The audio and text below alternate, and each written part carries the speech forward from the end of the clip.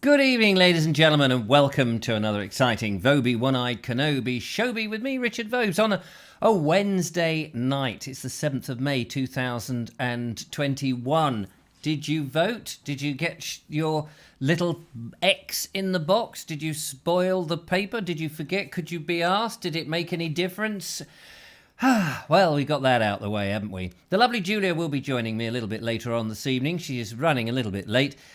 You know what it's like being a housewife and husbands waiting to come home and getting the kids sorted and all of those sort of things. So she will be joining me and we will have a good old chinwag about this, that and the other. As usual, nothing's terribly much planned. The agenda is pretty much down to you. Although, of course, we do have some videos and a flower quiz from the lovely Bonnie. So that should keep us going. The weekend is upon us. Are you planning to do anything? Can you wait to get out? What's going to happen on the 17th of May? Are we going to be lifting ourselves out of the next stage? It's great news to know that the children will not have to wear those at school anymore. That is some good news. Let's hope that also filters into supermarkets and other places of work and public arenas. That would be good. There are many people coming, clamouring, hammering on the door, saying, let me in to the Vobes Show tonight. It's Friday night. The Vobes and the lovely Julia are on. We must come in and see it. And indeed you shall. Open the door and let them in. It's lovely to have you. Let's find out who is out there. Because the lovely Julia is running a little bit late, I'll quickly run through the roll call. And so here we have the lovely Station Master's Choice. Colonel Crag Ratty, good to see you. Jen Coley says, hi Richard, I just caught up with the last book reading. Ah yes, the last of the book readings. For those of you who haven't been following, I have a little channel called Listen with Vobes in which I read old books, usually sort of out of print but not necessarily out of copyright, but nobody's come banging on my door and said, oi mate, oi, you can't read that, that's my book, that is. Nobody's actually done that, which is luckily. Anyway, Jen says that I caught up with the book reading, really enjoyed the book, the reading and the company. We've got a lovely little group round there. However, we're having a break now, come to the end of the current book, London Belongs to Me, by Norman Collins. We're going to have a break until the autumn. Yes, I'm going to actually have some time off. I've been doing that, reading an hour for March, April, May. So that's pretty much 14 months from the beginning of lockdown, for pretty much 14 months, Monday to Friday, non-stop. For not when I don't do it in my sleep, obviously. We just do it for an hour a day. 4 o'clock. Started at 2, we moved it to 4, and now I've moved it to the autumn. So we're going to have a bit of a break from that. But it's been brilliant. I've loved it. We've gone through some amazing books that I've had on my shelf, books that people have sent to me, books that I've read, books that I haven't read. So although I have read them now, obviously, as part of the show. Yes, you see what I mean. So thank you, Jen. It was lovely to have your company as well. Tall Podge Rog is out there, as well as Andrew Norris, who says, what ho, lovely to see you there. Alison O'Brien, good evening. David Vant, good evening to you. Colonel Crag Ratty, full steam ahead, he says, which is just what we're trying to do. We have Helen Hicklin, good evening from Trevor and Helen. Hello to both Trevor and Helen. It's very lovely to see you. Thank you for joining us on this sunny down here in Sussex, but there was still a bit of a cold wind. I don't remember last year. I remember last year it was much warmer. What do you remember? In March, we were locked down for the first bit. Nobody knew quite how long it was going to be. And I was sitting out on my step day after whizzing around doing a local video, which of course everyone was saying to me, yeah, you can't go out, it's a lockdown, mate. I was just doing exercise and filming myself at the same time. Nothing wrong with that. Nobody came to arrest me. Nobody told me it was wrong. And actually it was well within the rules. But I remember sitting out there. It was lovely and sunny, beautiful weather. But it's this year's, we haven't really got going, have we? It's very annoying. But anyway, nice to see you, Trevor and Helen. Thank you very much for coming in. I see that Lord Geoffrey Harrison is here, which is nice to see you, Mr. Harrison. Good to see you. Ask a question, bacon sandwich, red or brown sauce. Oh, red or brown sauce, bacon sandwich. Depends what kind of mood I'm in. What do you prefer? Do you have sauce at all? Maybe just a bit. Oh, always black pepper with me. Always a nice bit of black pepper. You can't beat a bit of black pepper. Love a bit of that. Daniel Watkins is here. How is everyone, he says. Kerry Baldwin, nice to see you. Alison O'Brien, who likes a bit of red sauce. Which is nice, which presumably red means it's tomato. Why don't they say tomato? Or is it just the colour of the sauce and flavouring? Is it really good for you? It's probably just all chemicals, isn't it? The lovely Judith. Hello, Judith. Thank you so much. She is moderating this evening. She's down there in Deal.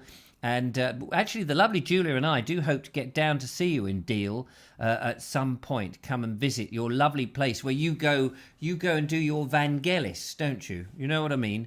Da da da da da da da da da da da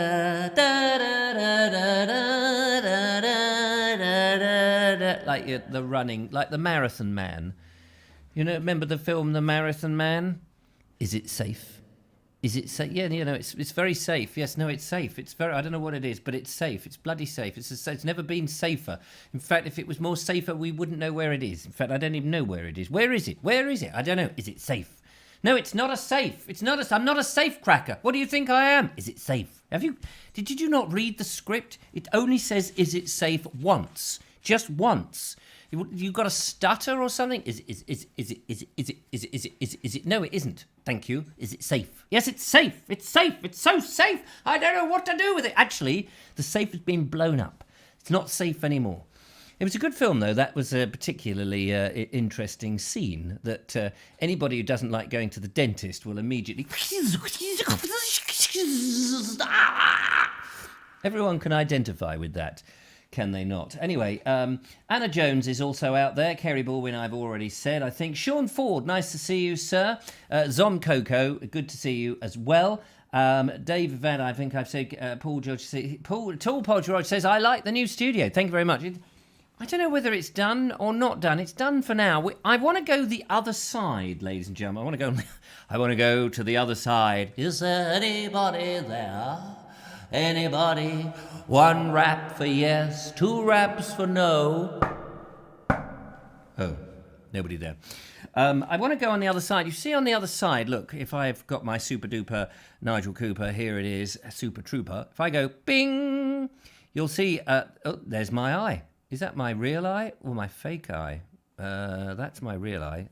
So that's it. Oh, yeah, you can see the difference. Look, one looks dead-eyed Vobes. Anyway, on the other side of the studio, I got rid of all the rubbish now.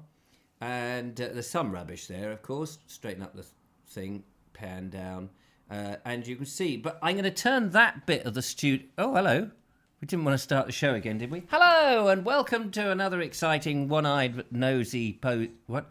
I want to turn that side of the studio, get some lights in there, make it all interesting. I at the moment, the little village idea, it's still there... But it's I'm not quite sure how I'm going to do that as yet. I may have it as some form of slide in. But this studio's taken up all the space. All the space. What else? Glenn Horton, nice to see you there. Very good. Daniel Watkins, evening Richard. New studio looking much better now. Thank you very much. That's very kind of you. I do not vote. Oh, who said that? Hang on, it's gone. It just suddenly jumped. Somebody said, I do not vote, but I've lost it. Bum, bum, bum, bum, bum, bum, bum, bum. Why do two fingers hurt so much? Why do fingers hurt so... I don't know. What do you mean, why do fingers... Dean Cooper says, hello, Richard Vobes. I'm not touching my forelock, says... what's his name? Bonnie says, oh, sliced the top of my finger off on Wednesday. Still very painful. It's the only finger I've got. What would you do? Is it for a sandwich filling or something? Was it like, I've been a vegan for a long time. I can't bear the thought of killing animals. So what I'll do is I'll chop my finger off and put that in a sandwich. That would be nice, wouldn't it? I think that's exactly what I should do. There we go. Hang on. You need to have it poking out, otherwise you can't see the effect. That's it.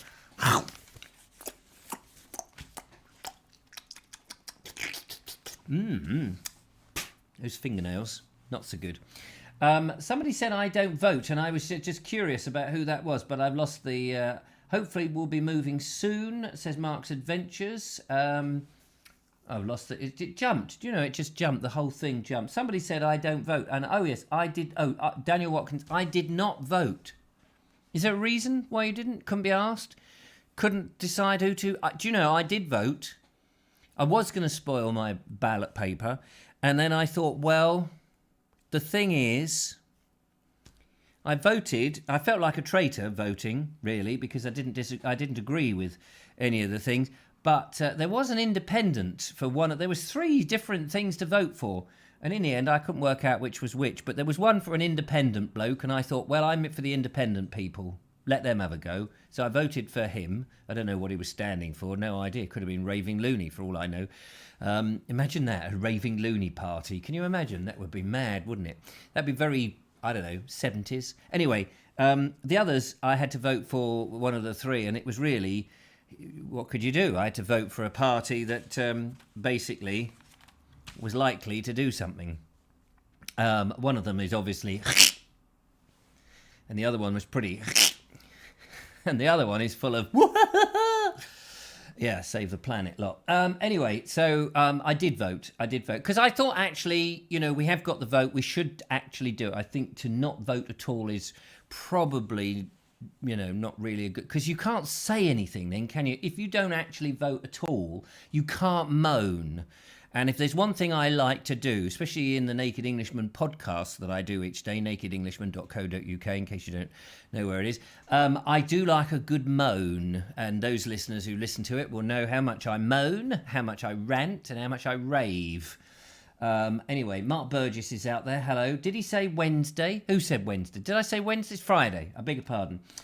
You've lost 2 days, says Ralph Tomlinson. Yes, I don't know what day it is. I know it's the weekend coming from tomorrow, so that's always good.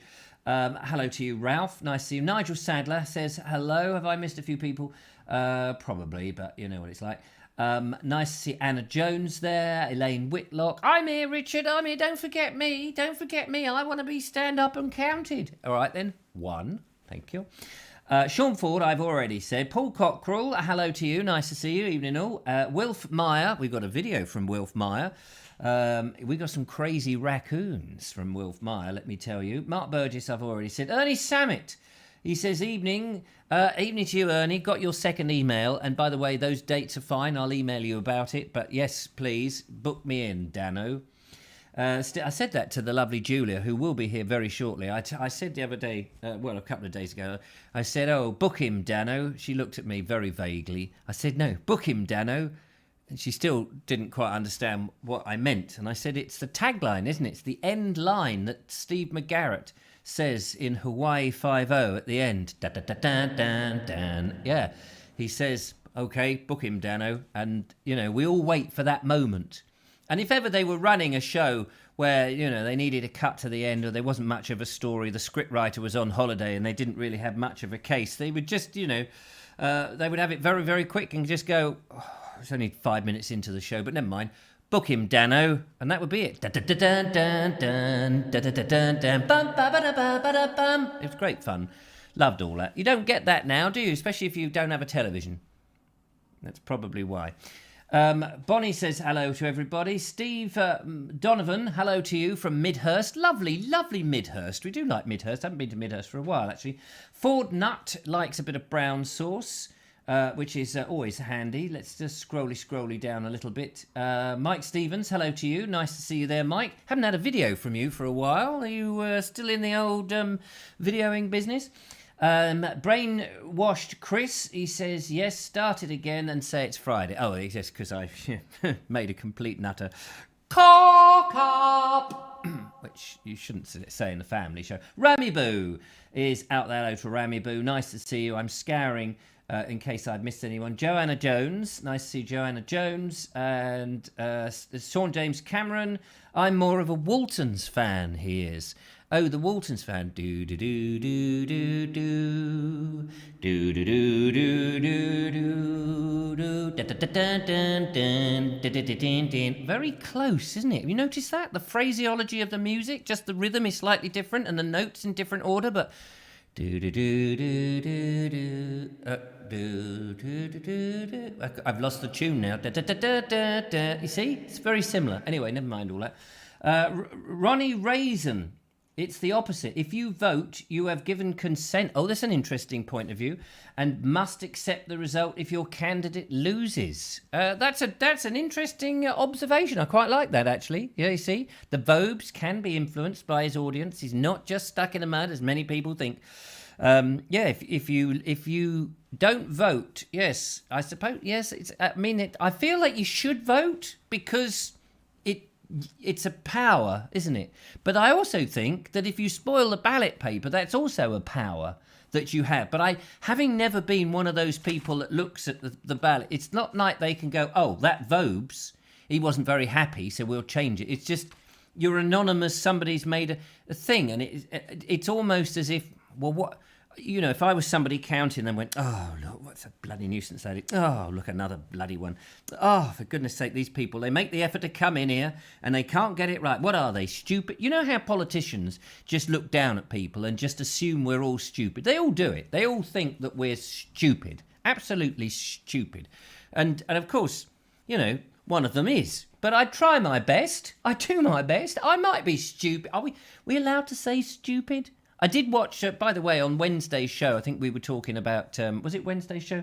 We were talking about George Carlin and his soft language. I did go and watch that. I thought it was hilarious. And he's so true. So from now on, if I see a cripple, I'm going to call him a cripple. If I see somebody who's blind, I'm going to call them blind. And if I think somebody's stupid, I'm going to say that you're just stupid. That's what you should do, I think. Red Moon Conjure is here. Nice to see you. I couldn't vote because I had to isolate from Wednesday. It's the first vote I've missed. Isolation, that's the problem, isn't it? So what happens if you're in the isolation ward? And Jamie Boy, 1995 is here. And nice to see you. Nice to see you all. If I've missed you out, I do apologise. But I tell you somebody else who's here. Somebody we've been waiting for. Somebody who is absolutely lovely. Of course it is. And I hope she's unmuted. The lovely Julia. Let's go and see and say... Oh, hang on. I have to put headphones on for this. Headphones going on. And here we go. Hello, Julia. Oh, hang on. Let's bung her in the scene by a whiff of magic. Woof! And there she is. Hello, Julia. Are you muted again? Have you got your headphones on? Headphones? Wait.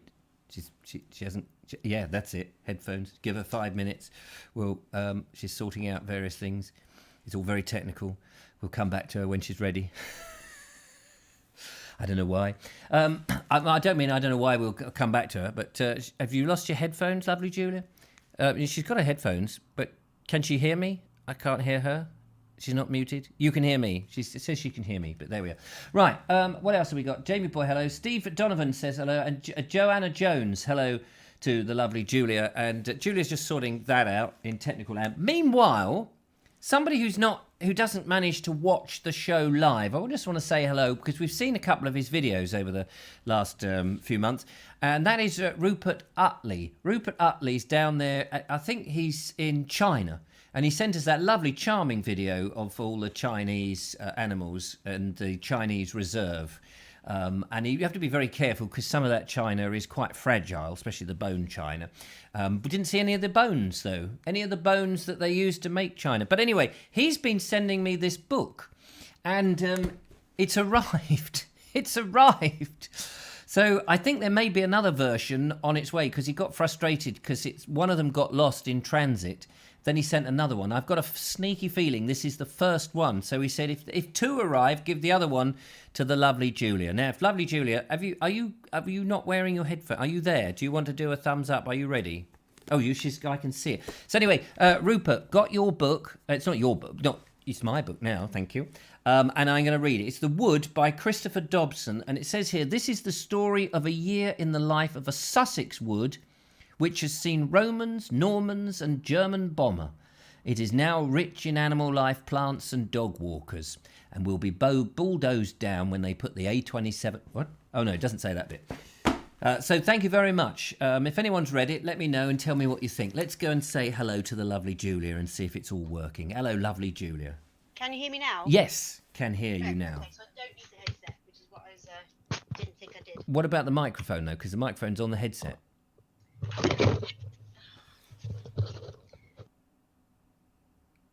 Is it this you can hear me from? Yes, there we are. Oh, dear. Did you not want to wear those? Oh, now I can't hear you at all. What happened? What have you done? Have you got a loose connection? Bang it again. Give it a slam. Oh. Can you hear me? Oh, well, that's all that's important. It's that way. Julia's going to fix that. Let's just have a look at concentrated Julia's face. There we are, look. She's concentrating. This is the lovely Julia. We can hear you. This is the voice of the Julia. We know you can hear us, Earthman. That's very terrible of me. I'm so sorry about that. Well, my lighting looks slightly dim compared to your lighting. Your lighting is much brighter than mine. I'm not quite sure, and I've paid millions of pounds. Oh, you've got a big thing above your head, have you? Are we doing it in mime? Is that what we're doing? She's concentrating. I'll let her concentrate for a few moments, and then she can wave at me when she's ready. Because what you can't see is I can see her on a separate little screen. It's all very clever, this stuff. If anyone wants to give us a ring before we get going, 07934746790. What are you doing at the weekend? Have you got anything exciting planned? Did you vote? What's going to happen to the Labour Party? That's nothing but no interest whatsoever to me. But you might have that. I'm just thinking of current affairs. Gunboats. Is it gunboats? Whatever they were with the fishermen in the thing. The French gave up, didn't they? Were we there with the bowmen there? Was it Agincourt all over again? Oh, it's good to be British, isn't it, eh? It's good to be English, actually. Yes, thank you. Of course, there are people who are watching who are not necessarily English, and then they think it's actually not that good. So there you go. Give us a call, 07934746790. If you've never rung the show before, I'd love to hear from you. The phone is just here. This is the actual device that will ring, and then I will answer it, because that's the way Alexander Graham Bell envisaged when he was going down the thing for the very first time. What was it he said? He didn't say hello, did he? He said ahoy or something, didn't he? Ahoy! Can you hear me over there? How are you doing, Julia? Are you struggling? Can't hear you now. Oh.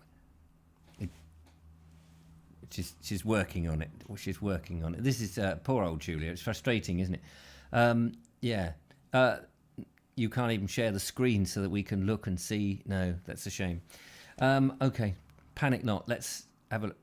Does that work? Why does that not work? Have you switched it off in the options? We did hear you briefly, but then you bashed it and it suddenly stopped working. Is there something wrong with the headphones? Do we need to send them back? Is there a loose connection? Have you got another microphone you can plug in that little plug? A little jack microphone. Is the Wi-Fi working on it? Because they're Wi-Fi headphones, aren't they? Is it working? Yeah, okay. Well, we can talk to the lovely Julia, and she can give us. As soon as I hear you, don't worry, I'll let you know. Oh yeah, you can hear us, and Julia can mime back. But we do know that she can hear the phone call now. So we are improving, ladies and gentlemen. Whereas before, the person on the phone could hear Julia, but Julia couldn't hear the person on the phone. We've now managed to swap that so that Julia can hear the person on the phone, but the person on the phone can't hear Julia. Neither can the audience, and neither can me.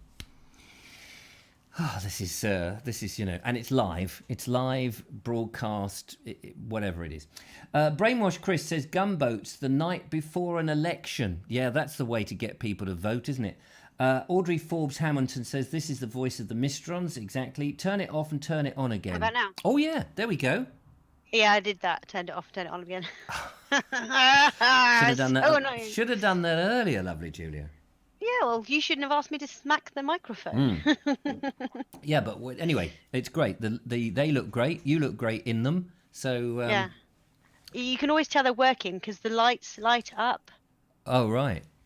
Just because someone said, "Are they turned on?" Yes. Yeah, mine. I'm not a total dunce. No, just you're not a dunce at all. You're not a dunce. Nobody said that. Nobody said that. Button on the headset. No, I did. What can we talk? Here we go. What can we talk about if we ring in? Let's find out who this is and see if it all works. Hello, caller. Welcome to the Vobes Show. Ahoy there! Ahoy! Can you hear me? Yes, I can hear you. Ahoy at the back there! Who is it? Who is it ahoying us? It's Norman Wisdom from Blackpool. Ah, Norman Wisdom. It's on just camera. It's drips out. They're breaking bottles. Oh, good game. All right, my love. Wait a minute. That was Norman Did you Forsyth. know that when you vote in an election, your voting form can be traced back to your house? Can it? Well, yeah, because they take your name and they give you a number and all that. So it shouldn't. How can they trace it back through the slip though? Yeah, because they when don't they put then hand you number on your voting card. when they hand you your voting slip, they then write the number. So they'll say Sean Cameron 3364, and she finds you on the list. She puts a line through your name, but at the same time, they put the number on the back of the voting form. Do they? Weird. That's weird. I didn't see them do that. I was watching thought my it was I had 4 forms. Yeah, I thought it was a blind blind vote or a secret ballot. And then the party can then ask for the next election, or there's a way of finding out so that they can target your street or your house, and then to try and get you to change your mind. And the reason why I found this out was because back in Wales during the 90s, everybody in the village voted for the Labour Party, except somebody voted for Thatcher. So it must have been in the 80s. Somebody voted for Thatcher, and the Labour Party made it known to people who this person was. Dirty tactics. So she just voted for the Labour Party until she died, when she didn't really want to. Oh, right. But it was much easier to have an easier life, she said. Yeah, I suppose that's true. And one vote, what difference is it going to make in the great scheme of things? But that's an interesting thing, isn't it, Julia? But when I went to go and vote, it was so confusing in the sense that we had 4 sheets of paper. So we had, well, to be honest, I don't know what the hell I voted for. We had so many sheets of paper. Yeah, I thought I had a ream given to me. The London Assembly, the mayors, but we ended up with 4 pieces of paper, and then you had to put one colour into one box, and then 3 other colours into another box. And I thought, surely it's just easier to have 4 boxes of the colour of what the paper is. So if you've got a pink form, you put it in the pink box. Yeah, but it's logistics of having 4 boxes in every single polling station, isn't it? But yeah, I like this. Like, I remember the days when you would stay up all night until 6 o'clock in the morning, and you would watch the votes coming in. I don't like this thing about, like, for the London mayor. As far as I'm aware, voting started at 9 o'clock this morning. Yeah, we won't know till tomorrow, apparently. No, but there's 10 hours there for something to go wrong. Yeah, absolutely. Of course there is. For boxes to go missing. Don't worry, it won't go wrong. Sadiq Khan will get in and he'll change the names of all the streets and what have you, and it will be diabolical. From what I'm hearing, he is probably going to get in. Yeah, that's what I mean. He probably will. But it's a tighter race at the moment with him, which is good. I mean, if we can get more opposite assembly members in. I mean, I'm not even in London, but I don't want to see the statues disappear and all of the rest of it because it's our heritage. That's what I'm but what I interested in. look at is he'll. Every time I see him on the TV, it's only because he is going to an opening of an event. I very rarely see him on TV saying. So I couldn't tell you what he's done for the last 5 years that he's been in office because he had an extra year because of the COVID thing. Well, I know he had a very woke firework display, didn't he, at the beginning of the year? That's what he did. I can't point to anything that he's done. There was a Black Lives Matter fist in the firework display on January the 1st, wasn't there? He put on the fist and then he did an NHS. I mean, there was a lot of political statementing on a celebration when people should be celebrating. Not, I don't mind people having a political stance, but not in a public firework display, which is sort of suddenly massively left-leaning and what have you. I thought that was just outrageous. But Julia was going to say something. Yeah, go on. Oh, that was ages ago, and I can't remember what now. Oh, Probably something along the ballot lines. Oh, yes. I'm sure I watched them, and I did not see them write on each of the 4 pieces of paper that number that was next to my name. But I've just checked, and he's right. That's the thing. So I'm confused, but maybe it was on just one that they needed to do it on. Maybe someone did say that that maybe it's just a way of checking that there's no fraud, that it can be checked for that. Yeah. Yes, but it's one of these little known facts because I helped out, so I was one of the counters for the Welsh Assembly, where you just sat there for hours counting, and you could turn over and you could see all of the numbers on the back. Oh right. And that's when I was like, well, I always thought that you put your X down and then nobody had a clue. But no, there are you have to things put go on. You have to put your eggs and your bacon down these days. I thought by law it was a secret ballot. So. Yeah, I thought it was. I mean, I thought that was the whole point of it. That otherwise, why go into a little booth? Well, I've got a funny story about this. At the last election, I had to go to this church to vote, and obviously in a church it echoes. Yeah. And somebody came in after me, and she was blind, so she got taken into the booth.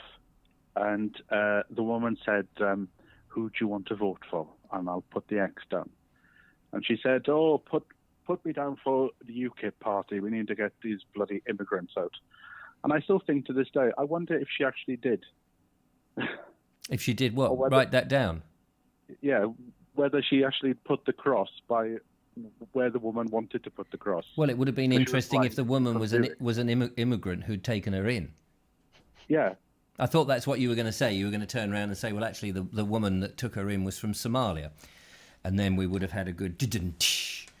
Anyway. That is an interesting one, because that's an ultimate... Well, I was trying to be politically correct by not saying that. But yeah. You are. I am that racist bastard who's prepared to say it. Yes, exactly. And, I think in the end, you've just got to embrace it, haven't you? And if people want to call you names, you just got to go, yeah, that's right, that's me. Thanks very much. Take it. Take it as an honour. Go on, Julia. Albion 88 Ray 1 says voting records are not made available to political parties, etc. The only way checks can be instituted are by a court judge to settle any disputes. Yes, but thank you, if you live in a small village in South Wales or up in Yorkshire, yeah, you give old Bob down the council offices £100, and I'm sure it could be exactly. All of that's going to happen, isn't it? In small parochial little villages, I'm sure, because. Well, there was somebody in. I saw this on the news. One of the Labour Party was stood outside a election hall in the Tower Hamlet. Oh, handing out Labour stuff. Yes, I saw that. They were handing out the other stuff, but they were also showing a sample of how they should vote. Oh, right. But they're not supposed to hand out. They're not supposed to hand out stuff outside polling stations to influence people. I think it's 250 meters. They aren't allowed to stand. And he was challenged, but he just couldn't seem to get what people were on about. Well, they're all thick, aren't they? They're all stupid. Anyway, we better move on. Thank you, Sean. Bye. Good to talk to you. There we are, Sean James Cameron, bringing us up to date with the methods of and frauds that go on in Wales in small little places. And obviously it doesn't happen in the rest of the country, only in those little villages where Sean knows all the numbers. Bless his cotton socks. Michael White says Nigel Farage is a traitor. I misread that. I thought he said he is a tractor, which is, I don't know which is best really, because tractors are traitors these days. They're so big and they've taken people's work off the fields. Oh, managed to get that one in. So anyway, Julia, how are you? Now we can hear you. How the devil are you? You're looking very lovely in your little top there. Thank you very much. That's my pleasure. Slightly summery top. There's me layered up because it was cool up here in Vobes Town. So I'm in the now that we've moved the studio, of course, I'm in the west turret. It's about 70 feet up, and just above me is the bells. We've had to hang the sallies up so they don't ring through. Yeah, it's a sort of turret and bell tower combined, he says, quickly adding the other thing to it. But so you're well, are you? You're well? I'm all right. Yep. It's been warm in here today, yeah, because it's conservatory, the sun on it. But you step outside and it was a bit chilly. There was a cold wind, wasn't it? I was just saying to the lovely audience who, so politely sat and listened to me, as they occasionally do. And Smiling and nodding. They were all very attentive, it seemed. And I said to them, last year in March, when we were in lockdown and we were all sitting on our steps outside our house going, do you think I can walk 2 meters down the road? Just 2 meters, they give the appearance that I've gone for a walk. No, I'll come back in. It was hot, wasn't it? It was warm last year. And so this global warming thing has obviously retracted. So, yeah, there we go. Albin says votes are recorded simply to stop duplication. Yeah, that's handy. Although they should actually stop people giving people those little pencils, because there'll be a lot of people who'll put an X in the same box as somebody else. That's duplication, isn't it? Yeah. Yes, not quite what they mean. It's not what it means, is it? So there we go. Gerard. Colonel Craigratty. Yeah, go on. No, go on. Colonel Craigratty says, did you need any ropes and climbing gear to ascend the west turret? How is little Eric? Is he allowed in the new studio? Well, he hasn't really managed to come out of the cellar. We do need to get him up there. And I'm sure he would. One moment, please. What are you doing? Sir, I found a way up, sir. He's found a way up. What do you mean? Julia, have a word with him, would you? How have you found a way up then, Eric? I found a secret newel staircase, Mum. Fantastic. It's very steep and grimy. There's all spiders and snakes and vipers and adders and horrible leprechauns. Oh, it's a potato here. Did you do spider karate to get through there? Yeah, you get out of it. It's right. Oh! Eric, you all right? What have you done with him, Julia? I don't know. What happened? What have you done with him? Did he fall down? I didn't hit. Well, I daren't go over there. There's a floorboard loose and there's a little hole in it, and I can just about see that there's something down there, but it's too creepy for me to go in. Anyway, better move on. Shall we watch a video? Shall we open the video box and see if there's a little video in there for us to enjoy? Definitely. Yeah. Let's do it. So I have. I was going to show you some videos from the other day because I've written on this both sides of this bit of paper, and I was just about to show you Richard McGowan's part 2 of the Yorkshire thing. And can you name the tree? But did we ever find out what that tree was? By the way. I don't think we did. Does anybody know that tree that we saw? I can't show you the video because it's taken off the system now, but it was a lovely tree. It had a branch, came out the trunk, and then there were these sort of clumps of... green leafy things. Yeah, and there were buds and all of that. Yeah, absolutely. So I can't show you that, but would you like to see some raccoons? Oh, yes. Yeah, I think they're raccoons, not baboons. Yeah, Wilf Meyer has sent in some gambling, I think it's called gambling, or rambling raccoons. Very lovely. Set your goggle box onto this.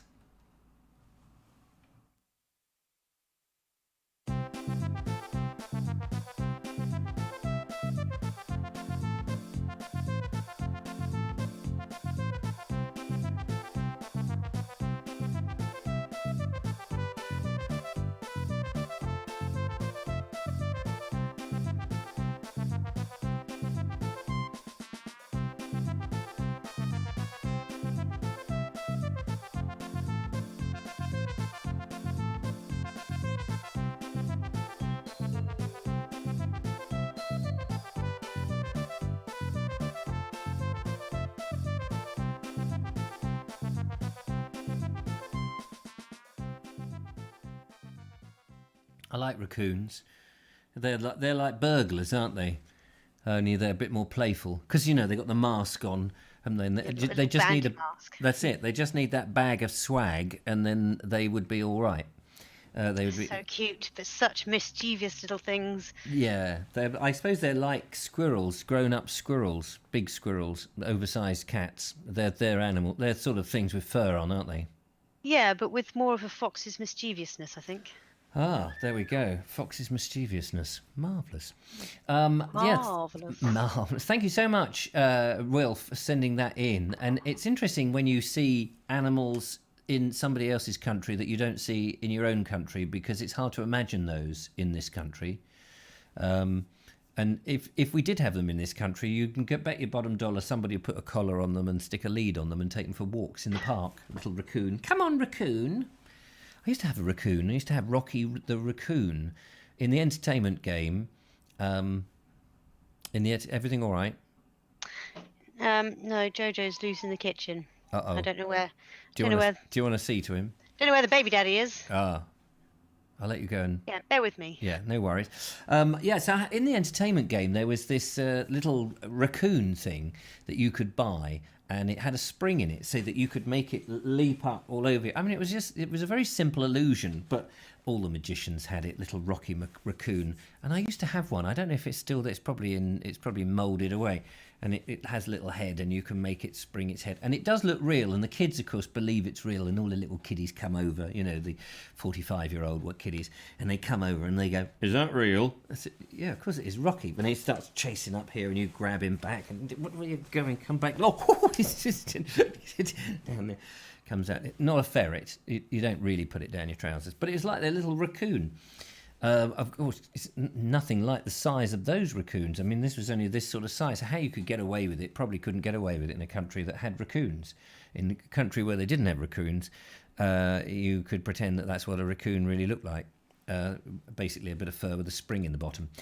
Sean James Cameron says, breaking news flash. Here we go, breaking news flash. Breaking news flash. First round results, Mayor of London, Conservative, 2,500 and whatever it is. Versus Labour, 2,500 and what? Oh, wow. First round, you mean the Conservatives have got more? That is amazing. So does that mean that Sadiq Khan wouldn't get in? Because he's a Labour one, isn't he? Oh, it'd be amazing if he didn't get in. Fabulous Raccoon, says Sean Ford. Bonnie says, growing up, nobody I knew took dogs for walks. It wasn't a thing. Really? Wasn't a thing. Where did you live? Where did you grow up then? In a desert? They must have had dogs. Dave Avad says that was close, Sean. Mother Nature says everything to play for. Michael White says I prefer Tarka the Otter. Oh, Tarka the Otter, isn't that sad? Is it Tarka the Otter? Which is the other one? There was Tarka the Otter, and then there was another one, wasn't there? Ring of Bright Water. Which is the one where the otter? It's Ring of Bright Water, isn't it? Where he gets chopped in half by the bloke at the end with the spade. Spoiler alert, by the way. I should have done it the other way around, shouldn't I? Was that the one with Bill Travis in Ring of Bright Water? Lovely film, apart from the end bit, which had people in tears. They wept. Till in the end, they had to change the end of the film because people were so disheartened that the otter got chopped up. So in the end, they made it the first otter in space. He carries on down that little alleyway and ends up at NASA and crawls on board Apollo 13, I think it is, and goes up into space. That's a totem pole that not a lot of people know. I'm sure the lovely Julia knows about that. Anyway, wheel moves. Didn't hear what you were saying. Yeah, Ring of Bright Water. Do you remember that? No. It's something to do with the Colgate adverts, if I remember right. They had a Ring of Bright... No, something different. Anyway... there isn't much of a vote count, says Alan Sandell. And Bonnie says dogs just got pushed out the door and mooched about in a group. Well, when I was a kid, we did... I mean, the dog did go off, but my mum used to take the dog for a walk when I was a kid. It actually still happens in certain places. What? The dog's just being released out of the front door in the morning when everyone goes to work and school. And they all gather up and meet up and hang out, and then they come back when in the evening when everyone's home. Yeah. And they don't get knocked over by cars and things. No, no. It's a very strange thing. I'm not sure I'd be comfortable with that these days because there's so many cars. Certainly true with children. I mean, I remember as a kid, we didn't have much supervision at all, and we just took ourselves off. As kids, we were thrown out. But I'm pretty certain. I mean, it may have been true, obviously, as wherever Bonnie grew up. But I'm pretty certain that the dogs were being walked. Why would you miss out on collars and leads? Because I remember dogs had all this accoutrement that you had to have. We didn't. We did have a dog. The collar and the dog tag. Yeah, you had a dog tag. You had to have a lead, and you had to have all these various other things. Nigel Sadler says Tunbridge gas turned from blue to green in the country elections. Oh. Has turned. Yeah, I don't know what he means. What does he mean? The gas itself has turned from blue to green. No, it's a typing error. It should be has. Oh, I see. Sorry, I thought because I thought they made their own gas there, and it's like you turn it on and it's. I never thought that gas was green anyway. Well, it's blue, isn't it? As we're talking about elections, I'm pretty sure it means blue being conservative, isn't it? Yes. No, I'm sorry. I took it literally as it was titled. The Tunbridge gas turned from blue to green. I thought maybe they did they were somehow able to colour the gas. No, it's quite a common typo though. Gas. Oh, is it? Yeah. Where it's supposed to be has. Fair enough. Yeah, I grew up in Hove. Oh well, there we are. That'll be. Actually. Yes, Hove actually. Oh well, I'm sure in those posh areas of Hove they didn't bother to walk their dogs. They probably just let them. Oh yes, Audrey Forbes Hamilton says had dog licenses back then. Yeah, we had to have a dog license. Did people have dog licenses now? I remember that I don't believe so. We got our dog from Newcastle. When I was a kid, we were up there in Newcastle visiting a friend of the family, and I must have been about 8. And I remember we drove up there, and we went to a Battersea dogs home that wasn't in Battersea, obviously, one of these dog rescue places. And of course, we said, it'd be nice to have a dog, and so we persuaded Mum that we would have this dog. We had this cross between a collie and a terrier, and we took it home. And I must have been about 8, 9, because Dad was still living at home. And we said, do you think Dad will mind? And said, we ain't got much choice, has he? As we were coming back, we came back with this dog. We said, hello, Dad, got this dog. And of course, we loved it. Now all dogs have to be chipped. Yeah, it won't be long till it's the humans. I'm sure that, have you had... They don't need to. They don't need to. They've got our phones, we've got our phones, tabs, computers. Yes. All of that jazz. And all these smart watches and stuff that do the thingy count. Yes, I know, but I just think if you had a chip in there, it could be associated with your brain, so that when you're talking about, say, I must go and get my, I'm going to get my teeth enamelled or something, and they say, are you going to get a vaccine? No, I'm not going. I am going to get a vaccine, and you just follow whatever that I will pay my parking charge, and all these sort of. They don't even need to do that. They use the media to brainwash. Social media, that's it. Social media, then they can. But if only that worked, because all that drink sensibly thing, it doesn't always happen. Well, I suppose it does now. They just shut the pubs, don't they? That's the way you get people to drink. That kind of does it. Yeah. Although, of course, you can buy it cheaper in the off licenses. Do they still have off licenses? I know they have. Yeah. They have supermarkets, which are cheaper than off license. What do off licenses do these days? I mean, supermarkets have got these there's near me, there's one of these I'm trying to think the last time I went in one. Yeah, there you go. I mean, I always remember them as being expensive, but a supermarket, you've got racks and racks of the things. You've got this pokey little off license with about 10 bottles in against a supermarket with 200 bottles, different things. And you just think, well, I'm surprised they're still in business, to be honest with you. And not that I agree with the supermarkets doing every bloody thing, So if somebody's set up as a little thimble making shop, supermarket, we're going, we'll have that business as well. Thank you. We'll crush him. Thimble making shop. There's a craftsman. There's a craftsman making little china thimbles very, very carefully each day, and. They're probably, these supermarkets, they say, we'll crush it. We'll just get our little China thimble mark. We'll get them from China. and they'll get them in by the billions, and we'll have somebody who's got no skills, will get paid at minimum wage selling those. Beep. And there's another business down the pan. Another one bites the dust. Another one bites the dust. Not that those businesses would have survived the last 12 months. And another one's gone, and another one's gone. Another off-licence bites the dust. Exactly. So we're going to do a quiz now. We have a flower quiz, and we like the flower quizzes. So let me go into the flower quiz mode.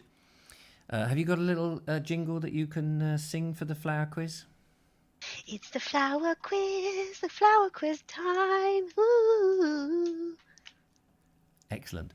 Oh, I snortled.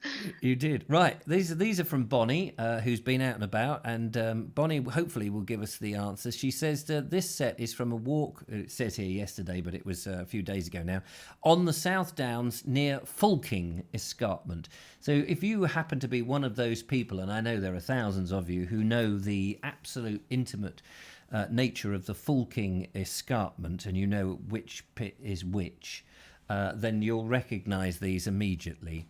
There's no Fulking joke in this. Right, so let's start with the first one. Here it is. Can you guess a mystery flower? And there it is. Look, it looks like sweet pea to me, but I may be wrong. It's got a drooping head, I notice, unless it's upside down. It is very pretty. And it's pink for those of you watching in black and white. So anybody can guess that one? Pink flower with green circular leaves that are in a circle shape, sort of leaf-like, with a little bit the petal shape. That's it. And it looks like at the top there is a bit of stinging nettle coming down to slice its gizzards off. So we've got Anna Jones is suggesting it's Oxalis or something. Oxalis. I'm probably pronouncing it completely wrong as well. Oxo cubes, is it? Vetch, says Station Master Choice. Is it vetch? Some wretch. I mean vetch. Well, Linda Kane says Oxalis, so I reckon that must be right. Oh, right. Swizzle stick, says David Matt. Is it a swizzle stick? I love Pink that. sorrel, says Lord Pink Geoffrey sorrel. Harrison. There we go. Markle, as in, what's her name? Megan. No. Yeah, he's just commenting on something someone else has said about Markle's book. Oh, Markle's book. We can talk about that in a bit. Let's do the quiz first. Yeah, okay. Pink sorrel, and Bonnie H says it is Oxalis or whatever it is. Brilliant. Okay, thank you very much for Fabulous. that. Right. Oh, look at this. I know what this is. Oh, it's a nettle of some kind. Yes, I think it's white nettle. Yeah. We know what dead gives nettle you that is. impression? Well, I didn't know what it was before, but once I knew what dead nettle was, I saw it in. I tell you where I saw it. It was in Richard McGowan's video of that's right. Wednesday, and yeah, there was a white metal in that. White metal? No, white nettle. There was a white nettle. Oh, in apparently it's not nettle. It's a hedge garlic, maybe, or garlic mustard. Jack Well, by the hedge, says Linda Kane. I think that's rubbish. I think it's. I think what's his face is absolutely correct, isn't he? Richard McGowan. I think he's right. Is it marshmallow toffee? I think that's what it is. Hedge mustard. See, nobody really knows these plants. They all look the same. You can just call them any old thing. It's a noggin tufter, and people go, "Oh, is it? Yeah.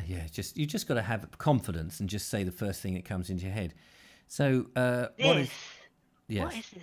What is I was going to this? say this looks like dead nettle, but actually, upon closer inspection, because I'm only looking on the small screen at the moment. Oh, now it's popped up on the other screen. No, it's definitely not dead nettle. No, I think this is purple Knickers.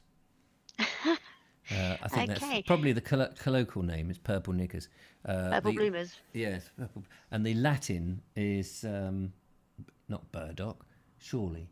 Says Mother Nature says burdock. All right. Hedging your bets, says Michael White. Jack in the hedge, ground ivy, orange surprise. Is it orangeana? Is it orangeana? Orange, you're glad it's not another nettle. Yeah, it's a Tizer, isn't it? Self-heal. See, nobody knows. Oh, here we go. There's another. Let's get another one going. Oh, there's two in here. That's dead nettle on the bottom.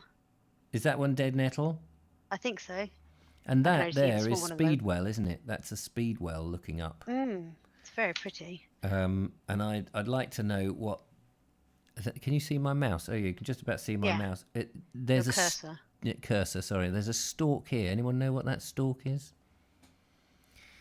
That is a stalker. The last one was self-heal, says Sean James Cameron. Bonnie says Dead Nettle and Speedwell. And Speedwell. Oh, they're well done, Julia. We both got that one right. And well done, Richard. And this one is Sphagnum Moss. Oh, there's a flower in front of it. And then there's that yellow one. Is that Cylinder? Calendar? Celindale? Sunny? Is it Buttercup? I don't know, it could be that one that we saw. What we saw and then tried to identify it in your book. And there's, what's this one? That looks like one of those pink poppies. It's not quite like a poppy, but it's similar but it's too early for poppies, isn't it? Yeah. Celandine. There we are. Celandine. Wood sorrel. Batman's belt. Celandine plus a wood anemone. Oh, and what about That's the one. Yeah, and is this Sphagnum Moss?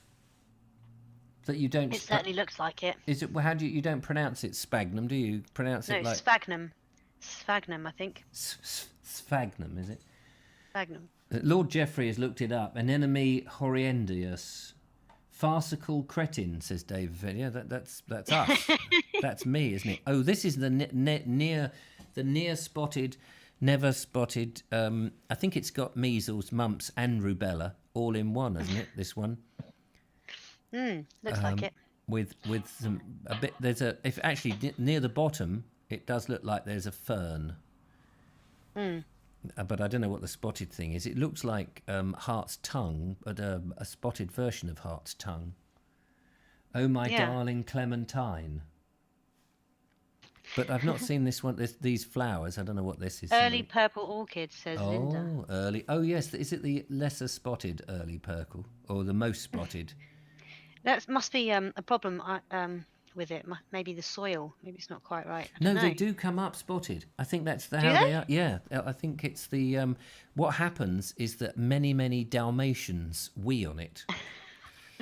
Station Master's Choice says lesser spotted purple people eater. Yes, that's it. You don't want to get too near here. Now that looks to me like a dew pond, but I don't know what's that grass. There's some grass in front of it.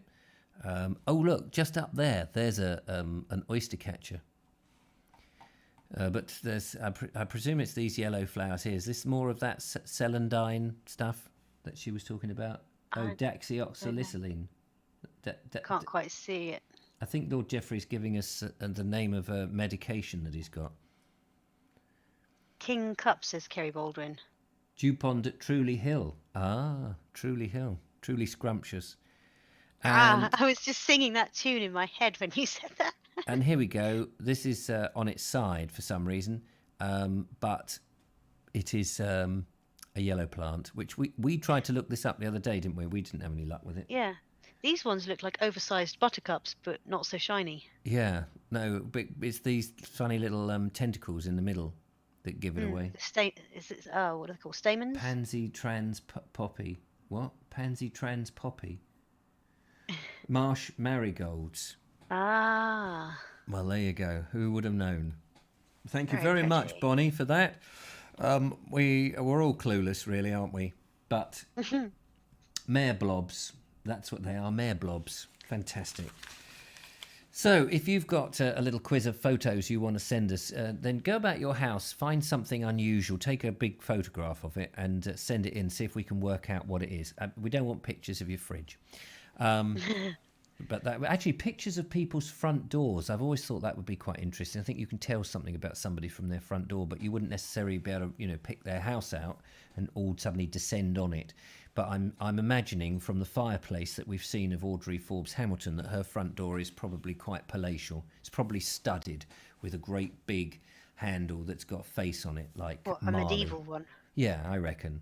Because she's got that ingle nook. Because I've already, for all I know, she lives in a new build in Thacombe that is, only about 6 months old, and that was wallpaper we saw.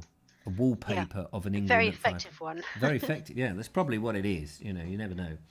Bonnie says she's clueless too. Well done, Bonnie, for going out there and taking the pictures. We do appreciate that. Do we not? We Thank do. you. I think it's time for another video, however, as we're cracking on through. It's 9 o'clock already. I can't believe My it. goodness, how did that happen? I don't know. Somebody's Well, headphones you wasn't see, working. the clocks went tick, tick, tick, tick, tick, tick. Yeah. Do-do-do-do-do-do-do-do. Do-do-do-do. Right, and then after this, we'll take another phone call if somebody's got something itching to talk to us about, you know? There's no agenda Like in this Markle's new book. Oh, yes, we'll talk about Markle's. Hold that thought there. Markle's. Morris Markle's. Morris? Merlin? What's her name? Meghan. Meghan Markle. Me again. Oh, me again. Yes, that's. Or me gain. No, I like Right, me again. I'm not showing bias, am I? Because they wanted to be very. Oh, here we go. Look, we haven't even got to the We've got a video. phone call already. There we go. Hello, caller. Welcome to the show. Oh, it's gone. Oh, they've hung up. And they've hung up. Please ring They've again just got if you to the know who point. you are. They just got to the point in the show where, they worked out. Oh, wait, no. Wait, he thought I was going to play You've a got to video. put a video on. But if you ring immediately, won't. Because I was just going to say, isn't it true that Meghan Markle and Prince, whatever his name is, they said we don't want any publicity. We want to, go and have our own lives and all the rest of it. I know. And now we want it's privacy. So now they're just flapping their mouths every left, right, and centre. every Well, 2 actually, seconds. she Hello, is. me again, Markle, me again, Markle. Hello, I've written a book. There's actually a bit of a movement where people are now not using her name. It's Harry's wife. But then Harry's wife. Then there are people who are going an extra thing saying, I can't remember what they're calling him, but they're basically Hazza, isn't it Hazza or something? no, she calls him Has. Has been. Oh, Has so been annoying. a prince. Was going to be a king. Not now. My big brother's called Andrew, right? Yeah. So we call him Andy, quite normal. Yeah. He had a girlfriend. She was quite irritating at the best of times anyway, but she used to call him And. And what, dear? And what, Yeah. dear? And shut up! Let's see what we've got in the video box. Right, okay. Well, we saw some raccoons earlier. Now, I know there is a creature that you quite like. They're carving at the moment. I'm waiting for the lady to say whether we can go back and see some of them on Sunday. These are... Oh, carving. I thought you said carving as in cutting wood. Yeah, I did actually. I said that. That's what I said. They're carving. Carving. They're calves. And they're on the ends of legs. And I forget who sent it in. It's, Above the Achilles tendons. yeah, exactly. Who damaged it today. Yes, it's the lovely Ernie in Dorset. And apparently these are called charolais. Have I got that right? It's French. It sounds like a French name. Charolais. I don't know. Ernie explains all in his video.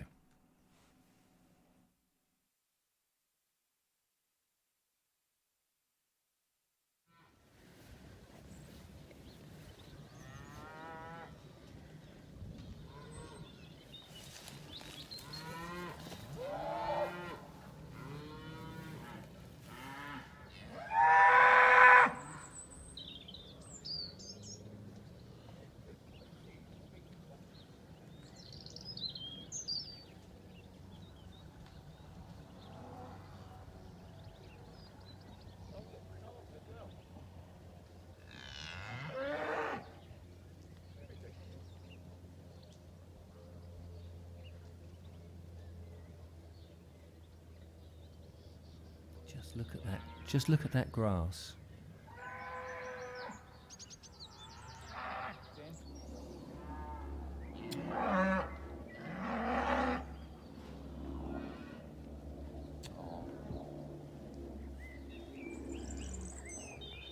The father where my mum is, you go up to him straight to the class and come right up to you. So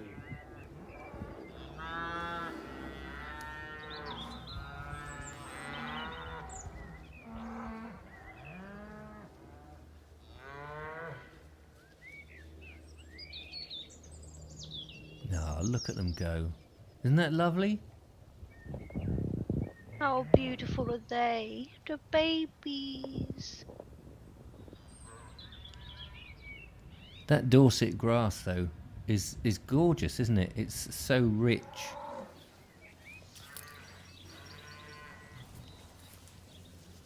And I presume this is from Ernie's garden overlooking the field that we've seen in his videos before.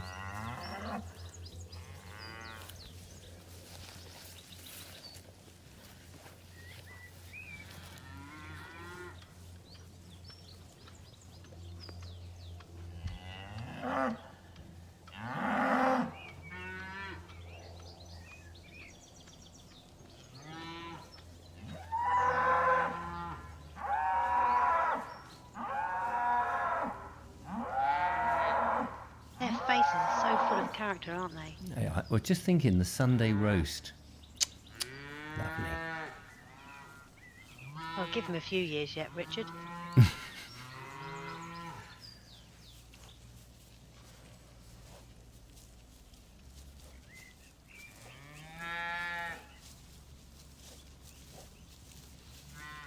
It's interesting, they're showing them round the field, aren't they?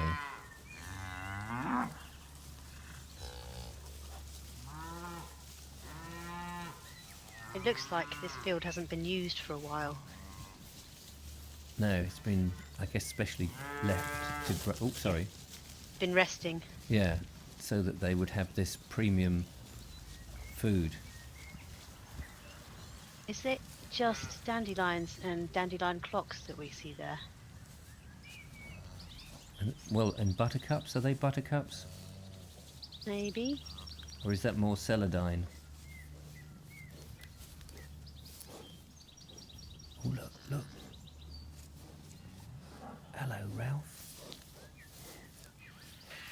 Look at it. Hello. They got big wattles, don't they? Big what? Wattles, the flap of skin underneath the chin, underneath Oh. the neck. They have, haven't they? That is like being there, isn't it? Ernie, this is great. We love it. We want more reports on these lovely... presumably they're Oh, the heifers, are colouring they? on that one. Oh, beautiful.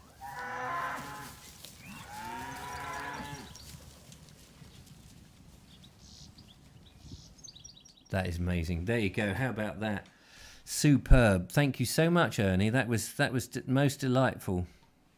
That was stupendous. That was gorgeous. Sorry, I have to mute the other one there. There we go. Yeah, that was lovely. And I've just felt it was all right to talk over it because it was just atmospheric and it was lovely to sort of, feel that you were there with them. It was like a window Yeah. into the thing. Cows are Like we were fast. standing there next to Ernie. Mother Nature says cows are fast. One came after me last weekend. Yeah, and that was a herd of Charolais opposite our old house. Oh, there was a herd of Char. Is that how it's pronounced? Am I getting that pronunciation right? Charolais? I have no idea. wonder if I Buttercups can and find out. oxeye daisies. Oh, right, the oxeye daisies didn't look tall enough. Audrey Forbes says, thanks, Ernie. Station Masters says, wonderful video. That was lovely. Wasn't that lovely? That was great. Thank you very much. We Thank loved you, that. Ernie. Bump Beautiful. in the wrong place to be heifers, says Station Master's Choice. Yeah, because they've got those waffles. Is that what you called it? A waffle under their chin? What did I call it? I'm asking call it you. A waffle? No, I know. I can't remember. Wattle. Oh, Charolais. T-T. Charolais.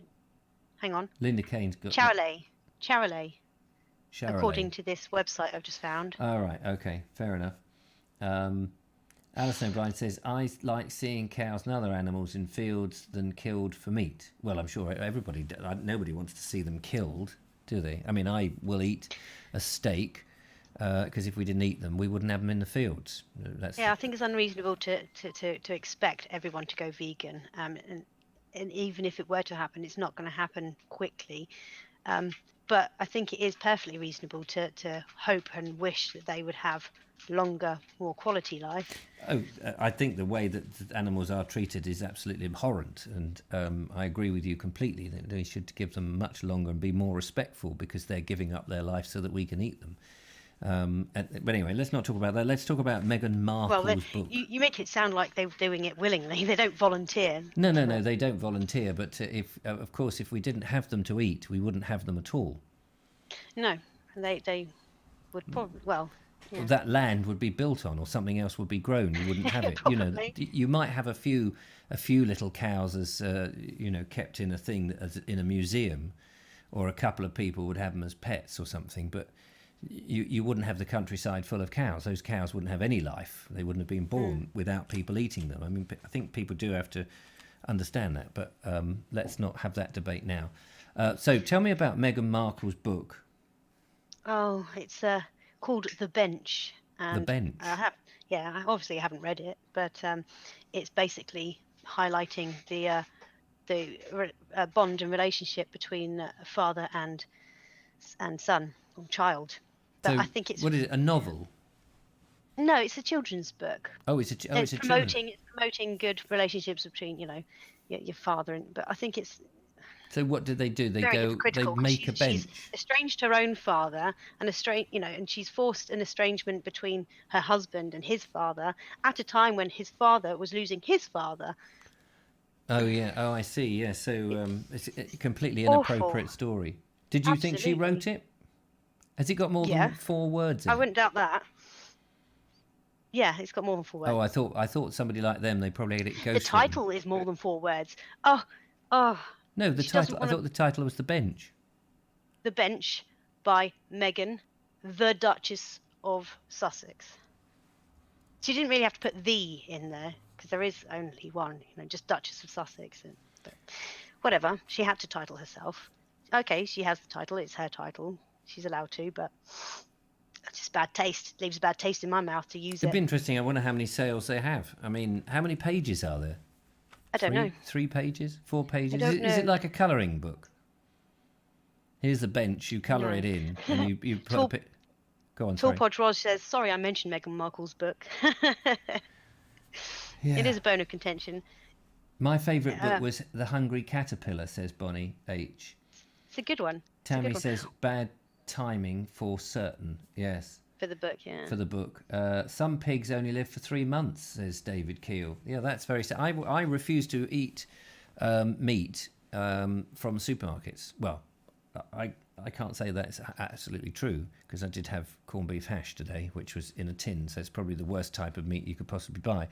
But generally, I can't remember when I bought sausages, bacon. Occasionally, I have a steak. I was told by the chap I interviewed in Wales that we went over to Wales for, I can't remember his name, who's into sustainable farming, and he said out of all the things chap. all the things to buy in a supermarket, he said buy steak, don't buy pork because it's atrocious how they the pigs particularly suffer more than any that, and I suppose free range chickens, I guess. She is the Duchess of Netflix. Yes. Sussex does not need a Duke or Duke-S, says Albion. No, that's true. I mean, I suppose there is everywhere has a lord of something, don't they? They have a lord and a lady of such and such. Mostly they keep themselves quiet. Whereas, and it's helpful if you are the lord. I've never quite understood why the lord of I don't know, like who is it? We got Norfolk Lord, the Duke of Norfolk is. It's not in Norfolk at all. Is he the Duke of Norfolk? Is at Chichester? Is it the Chichester one, or is he or is it Arundel? I always get those two mixed up. One's in Arundel, Duke of Norfolk, and the other one in Chichester is at Goodwood. Is the Duke of somewhere else? I can't remember which way round it goes. It is odd. It is strange, isn't it? How the title was based upon a place, and then it's moved and is elsewhere now. But it's not uncommon, is it? Yeah, there you go, Arundel. There we are. Duke of Norfolk is in Arundel, and you go, well, how does that work? But it's it's because it's a hereditary thing, and it all moves around. But it's very confusing. I always think it's amazing that in the Commons, when anyone's addressing anybody else, and he talks about my not my learned friend, the Right Honourable so and so from, and they always know. Instead of saying, "Oh, it's Frank Spencer over there," it's the right honourable member for Sidcup, and they've got to learn all these, however 600 odd MPs sitting in Parliament, and they've got to, every time they want to make reference to one of them, they don't say, oh, it's, Jim Smith sitting over there. It's the Right Honourable Member for Dagenham West. You go, and then, because as you watch, you go, who the hell is that? Dagenham West? I don't know who that is. And then it'll be some snivelling little person. We go, yeah, you're talking about me, are you? Whatever. It's probably somebody very important, Dagenham West, isn't it? The Prince of Wales isn't in Wales. That's right, the Prince of Wales isn't in Wales. It's got nothing to do with Wales. It was all due to the Normans. That's right. Yes, that's true. Has anybody ever heard of an author called Marjorie Lloyd? Marjorie Lloyd. Marjorie Lloyd. Is she the one that she couldn't go any faster? No, that's Marjorie Daw. Oh, Marjorie Daw. And that was based on a real person, wasn't it? Marjorie Daw.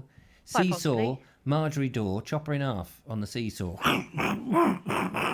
Can't go any faster, she's screaming her head off. She will earn but twopence a day because she can't go any faster. I think it was based on a real person. The same as Daisy, give me your answer do. I'm half crazy over the love of you. That was to do Somebody with... from a lunatic asylum, wasn't it? No, it was Lady Daisy who lived in Warwick Castle, because that's where I learnt of that connection. Ah, there you go. Had that song blaring around a room with a model of the lady in question, Daisy. Michael White says the Duke of Arundel is descended from the Fitzalans, who were Bretons. And yeah, I mean, these are all these great old big families that, like the Shelleys and the what have yous, that were all around. I always get confused on this because I really ought to know my history, seeing as I wander around. But the thing is, most people can't relate to it anyway. You say all this, and you say, "Oh, well, they're from the Fitzalans," and they go, "Oh yes, that's nice. Yeah. Are they at number 32, or have they moved now? Because I thought they were the Joneses." But yeah, before Parliament, people were ruled by lords, says Bonnie. Yes, that's right, and that's why you had the barons and the barons. You had the barons, the march in the marches even the marches. I do know all this stuff. I just pretend to be thick. So yeah, Audrey Falls, Leeds Castle should be in Leeds. Yes, see, it should be in Leeds, but I think it's all very Fitzalans. I'm descended from the. Oh, here we go. Ramiboo. Yeah, typical. Ramiboo. For the point of this, is anybody in history. She's descended from them. But I know this because I have this debate with her every time. Every time she'll go, I'll mention somebody in history, and she'll go, "Oh yes, he's in my ancestry. Yes, that's my castle." It's perfectly possible. Well, I know if you go back far enough, we're all related to all these people. That's what makes me laugh. But it's I guess it's just one of those things. If you do your you'd have family to go tree, quite a way back for us all to be related to one particular person. and Like why a couple can't of you do thousand that? years. What's wrong with going all Well, the way because back? we don't have records over a couple of thousand years. Oh, there we go. Yeah, but that's what I'm saying is Unless you have the remains of somebody who you can identify by, I don't know. toenails. No, if you have the remains and you test the DNA, and then you can see who's, of the DNA that's been tested currently, people living, you see who's related to that person. But anyway, I was looking to see if there is any origin story behind the Seesaw Marjorie Daw. It's a popular English language nursery rhyme, folk song, and playground singing game. The rhyme first appeared in its modern form in Mother Goose's Melody, published in London around 1765. There's not much more than that, and that's only on Wikipedia, so who knows. Who knows? Somebody made that up, wrote it on Wikipedia. But what was? Where is she? Ramiboo says, "I knew that would get Richard." Yes, I know. She just says it. She says it every time. I'm descended. You see, the thing is, I get this quite a lot, though. I mean, I take the mickey out of Lisa because I know that she won't take it to heart. At least I hope she won't take it to heart. It's all. We love you, Lisa. We love you very much. But whenever I've done any of these things, it's the Americans. No disrespect to any of the Americans, but I do get a lot of the Americans going, "Oh yeah, I'm related to them. That their car," and I keep thinking, what are you saying? Are you saying that castle is yours? That by rights you should be living in that castle? By rights you should have a family crest on your hat? What are you saying? Because most English people are related to all these people, but they don't make a big thing about it. They go, "Oh yeah, No, I'm related to King John." I think it's just a sense of pride that they've traced some of their ancestry back, and they know almost, quite fairly accurately where their DNA has come from. Yeah, but it's because when you go back, you suddenly realise that there are loads. Like there, look, Boniek says Richard III had 8,000 descendants, so they can't all have a claim to the kingdom. Well, no one's. It doesn't. I know, but just because someone says that does not mean they're claiming to own that castle. That's what it sounds like. That's what it sounds like to me when anyone says, "Oh yes, I'm descendant." When it's famous, somebody famous. Oh yes, I'm royalty. I'm 6,468th in line to the throne. It's like, well, what do you want me to do about that? I don't know. It's all good fun. It's similar to when you see photographs of places, famous or not, and then oh, I've been there. It's that personal connection to something. That's all it is. Is that all it is? That's all it is. Oh, fair enough. It's normal. Michael White says Lisa is moving to Bramber next year. Oh, yeah, there we are. Good luck with the renovation on that one. You might need a sturdier door because I think there's only one tower of the entrance up, but I'm sure it'll be all right. I'm sure there's some good cowboy builders in there who'll put the other side. Don't worry, love, we'll stick it up overnight. Bit of scaffold, bit of Bosch, it'll be fine. I'm descended from my dad. She's a super auntie. She can come and live in a gypsy caravan at the bottom of my garden if she wants to. Exactly. Lisa. Linda Kane's got the right idea. I'm descended from my dad. Exactly. That's that to me is what it's about. Linda Kane. When King Edward I of England invested his son Edward of Carmarthen with his title at Parliament, it was held in Lincoln. Just unravel that for me. We better go. We've got a couple more videos, so we better get on with that. I think we've done the Duchess and Duchess of Netflix now, haven't we? Yeah, we're cancelled now. We've cancelled. She's going to cancel us. Excellent. Oh well. That's what we like. We like a bit of cancellation. So, what have we got? We've done Wilf, we've done Ernie, and we've got... right, okay, so it's a toss-up, really. Here we go. What would... Give me... Julia, I'm going to work this out by... Give me a number between 1 and 26. 14. 14. What's half of 26? 12. No, that's 24. 13, isn't it? So 14 is in the higher bracket. Okay. So Sean, that's all I needed to know. It's just a methodology. I didn't want you to. That was backwards, but okay. Yeah, no, because you've got 26 letters in the alphabet. 13 is right in the middle. So you said 14. So I've got two letters. I've got one from Sean. So S is in the top end of the alphabet. B for Bernie is in the bottom. So it was like, well, you gave me a number. You didn't know how I was going to work it out, but now I've given you my methodology. That if it was over 13, it would be one of the letters. You got it? Slightly over-explained. Yeah, you could have just said 1 or 2. Yeah. But 1 or 2 wouldn't signify B or S, would it? You see, S is in... Anyway, it doesn't matter. Let's play the video. Okay, you could have said choose B or S. I could, yeah. But then I'd have known. Yeah, you would have known. So. Anyway, I was coding it. 1 and 2 was just a code. Let's go. Right, what did we say now? In the end, Sean, that's right, Sean. This is Loop 16, end of the series, and he's going into the lovely old quiet village of Bexley. Let's have a look what the high street's got to offer. Just down the road from the church is this beautiful house here, once the home of John Thorpe, who was a 18th century Kent historian. And you can imagine back in the day, rather than cars, the horse and carts going past. Must have been a nice and quiet village back in the day, but not now. Just before we get into the high street, look at this building here. Apparently it was once an old mill, but it burnt down in 1966, so this is the rebuild. But what a wonderful place. With the water going underneath, which would have been used in the mill to have ground down to make the flour.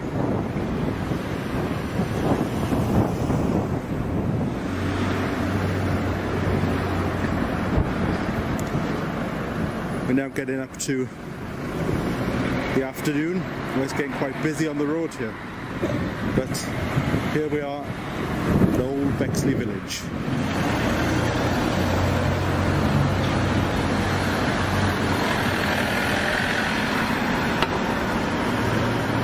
Well, certainly a busy place in old Bexley.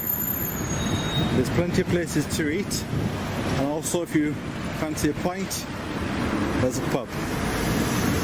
But there's 2 or 3 of them. But I'm going to head on and walk to the station. Look at this wonderful building. This is the Fremantle Hall, 1894, and next door to that is the King's Head.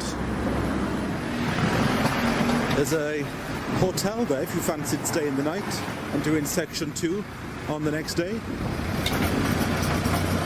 And here's another pub here, the Railway Tavern, which is appropriate because we're now coming to the end of section 1 and the train station's quite close by. Look how quaint these shops are. Here we are, the London Loop sign, so we know we're heading in the right direction.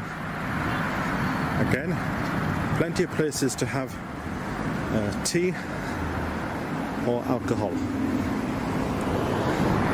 Now I could stay and explore the shops, but I'm going to catch the train home as we come to the end of this walk. Just as you go to walk up to the train station, you pass a London Loop sign. It's the first one I've seen of this type, but I've heard there's quite a few of them along the way.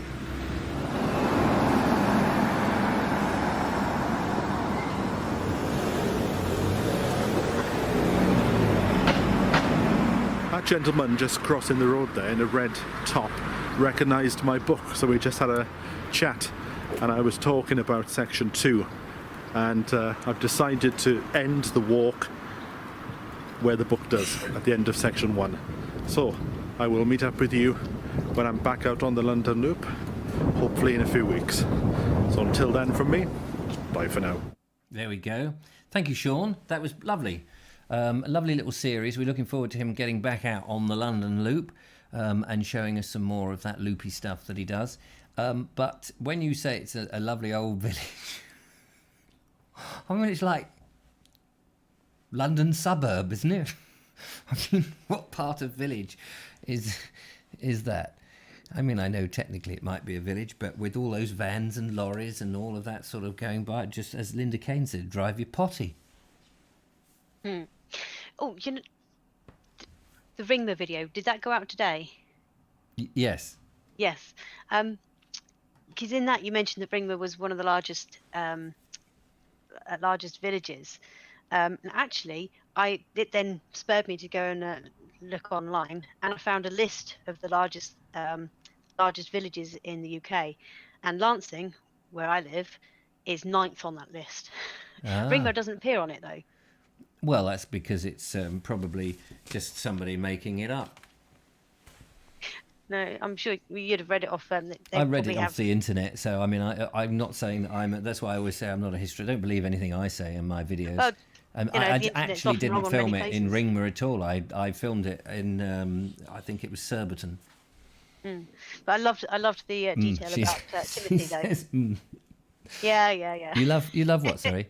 I loved that you were talking about Timothy, the tortoise. Oh yeah, the tortoise of Gilbert White's. I'd forgotten that that's where he was from, as such. That was his aunt. Timothy... I can't remember if it was his aunt or his great aunt now. I may have lied about that as well. But, you know, who cares? Would have been interesting to have known where exactly Timothy came from originally. But, of course, I don't think anyone knows that. Do they come out of an egg? Oh, yeah. Yeah, I think he came from an egg.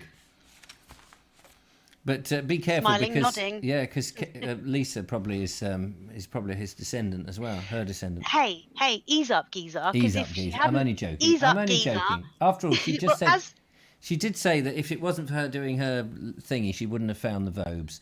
So exactly. So I'm very pleased that she has. We do love her, and I've got that lovely knitted headscarf. I can't wait now to get back into cold weather again. Got several lovely bits of knitted stuff from the lovely. And I must get my foxy teapot out. It's in the kitchen. Yes. It's in the kitchen. Yes.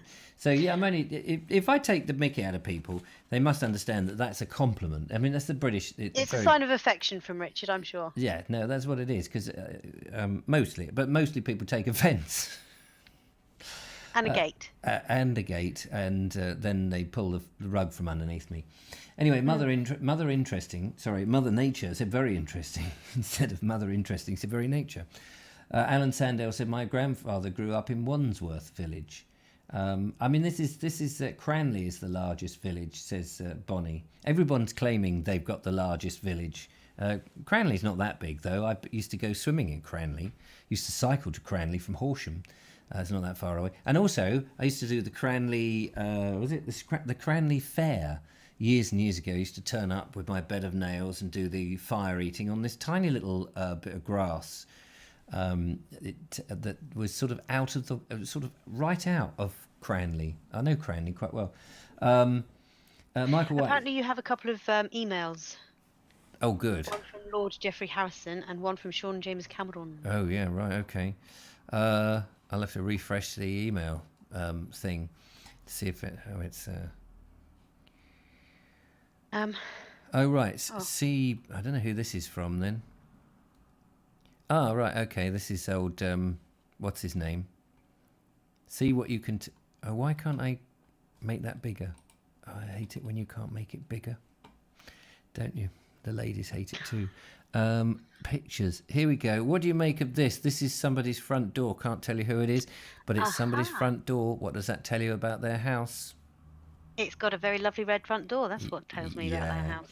I can tell you that. I bet nobody can guess what colour my front door is. Oh, I've just exposed my emails.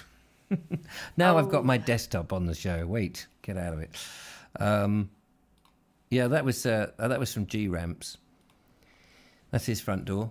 Number 3, somewhere in the West Country. Good luck finding that. Looks like a new build to me, but he's got a nice electric car. So look for an electric car in number 3 and you'll find him, and send him all my love. Front door. Sean James Cameron has sent a front door. Here we go. We should do this. Oh, it's got the name of the front door on the well. Let's have a look at this. This is Derby House. Look at that. Look at that lovely stained glass window there. You still there, Julia? Sorry, having a Oh, you've got child issues. Okay. Yeah, no, that's a lovely front door there. Let me get out of that and come back to there. And what else have we got here? Was nice. And Geoffrey Harrison's front door.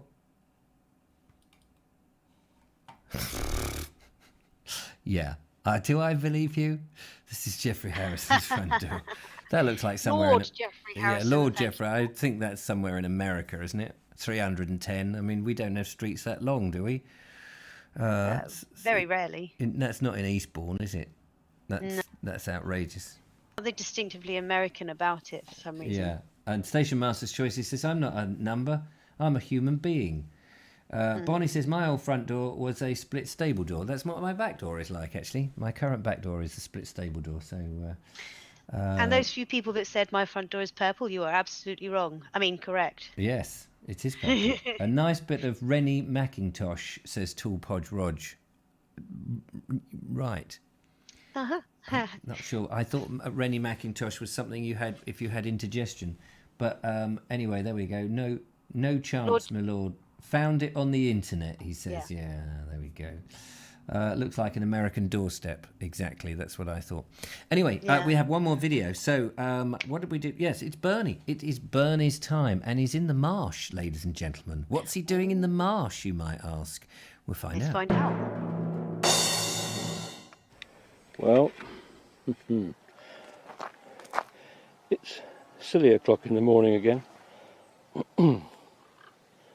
Heading towards the end of July. And the sun isn't quite up yet.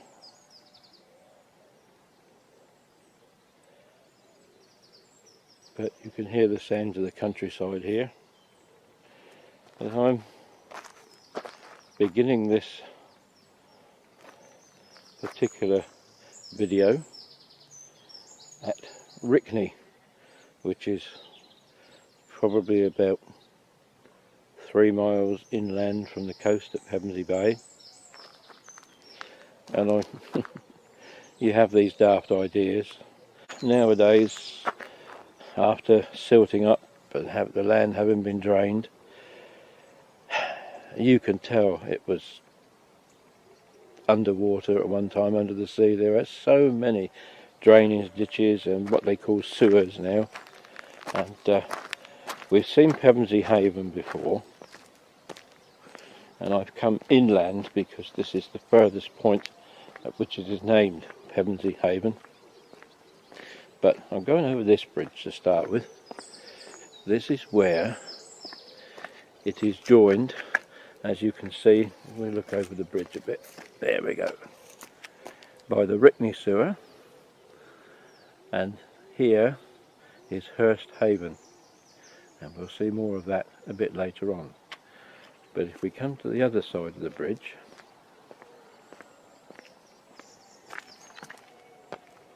this is Pevensey Haven, the start of it as it is now.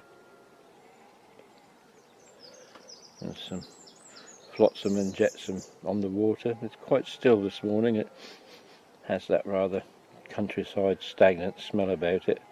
There's Hurst Haven coming under the bridge, and Pevensey Haven, as we'll see in a moment.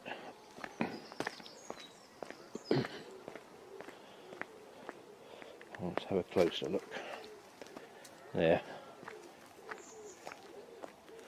You can go down and stand on. Oh, I might as well do that. Nobody's going to stop me this time in the morning. A few slugs and a bit of what appears to be goose poo on there, so I won't go right the way to the bottom, but there you go. Pevensey Haven.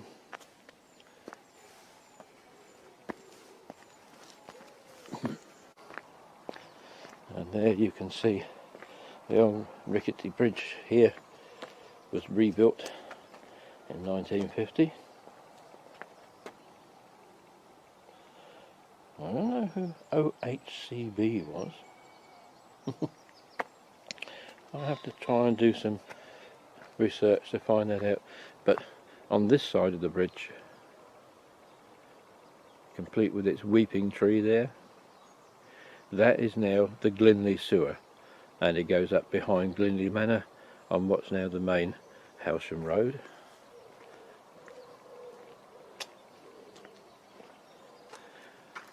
And we are now at the start of Pevensey Haven with this floating plant that causes big problems, and they're trying to keep everything clear of it. So there you have it. You're at the top end of what is now Pevensey Haven. Well, there you are. I didn't know that, did you? No. At the top end of Pevensey Haven. Brilliant stuff. Thank you very much, Bernie, for getting up nice and early and crunching about on that. Love the sound of the footsteps on that gravel as you peer ponderously into the pond-like water of the sewer and the drainage ditches. Marvellous stuff. Very picturesque, though, for a sewer. Yeah, very picturesque. I always imagine a sewer full of rats and smells and pongs. But very pleasant and nice if you can afford a house that borders on it, because you could get your coracle out, couldn't you? Especially if your coracle has been... I'm sure you'd want to if it was sewage. Well, I think it's... Yes, No, I think it's just drainage, isn't it? It's just water off the... I don't think it's actually a sewer, as in... I mean, I think they'd call it a sewer, but I don't think it's in a sewer.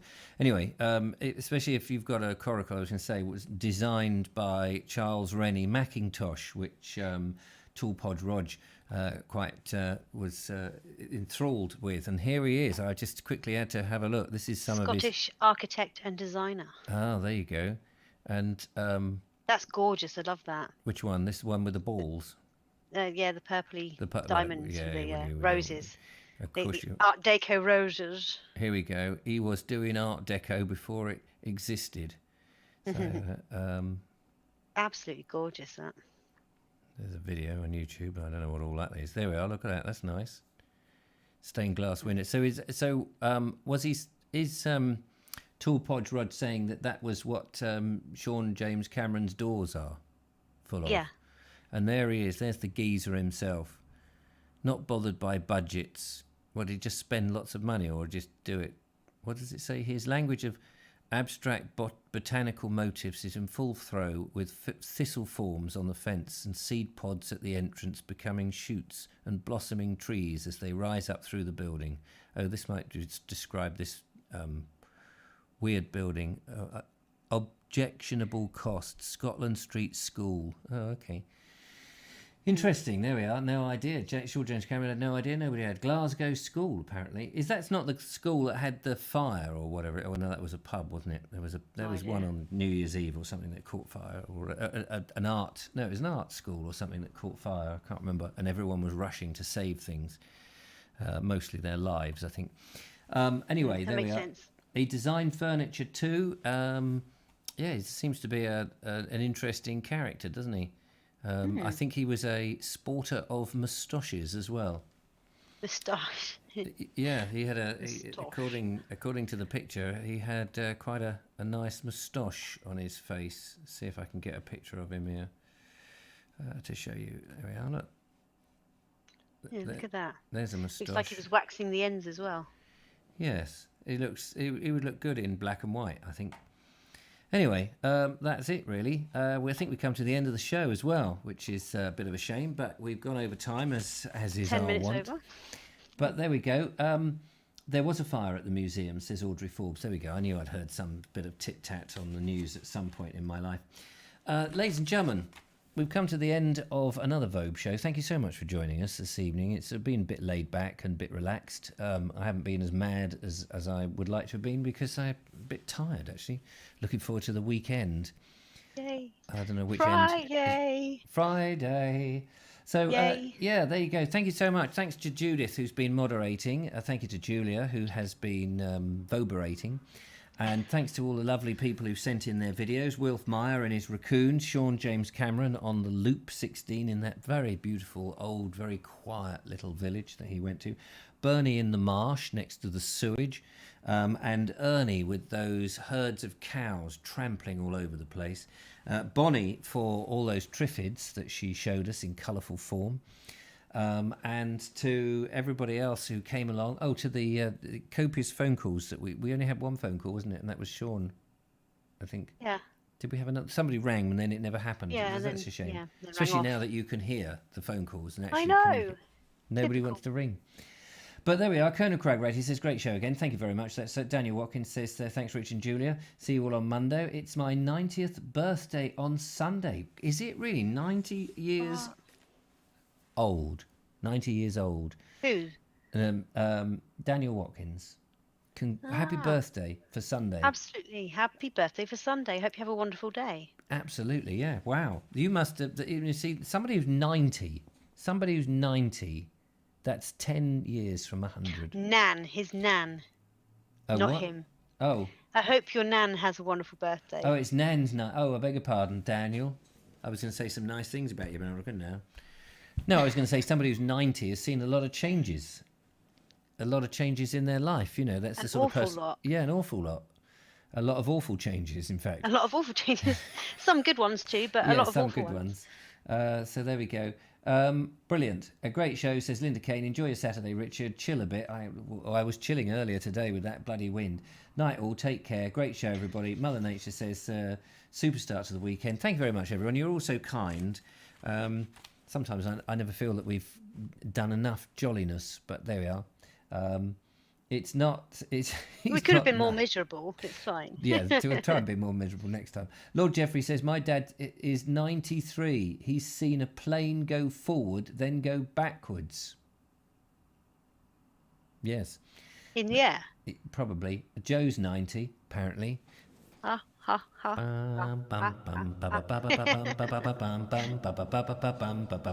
Anyone got an egg whisk?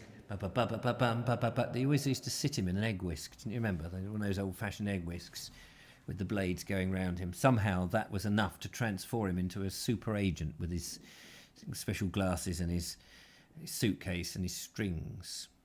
Anyway, never mind all that. Thank you very much, everybody. David Vad says 90s. So 90s. I say pyjamas. And I say, what is it when you wear absolutely nothing in bed? Oh, there, see, I lost Birthday the suit. Oh, yeah, birthday suit. I'm going to put my velvet smoking jacket now and put my little hat on and my Persian slippers and go out and puff my pipe down on the front lawn.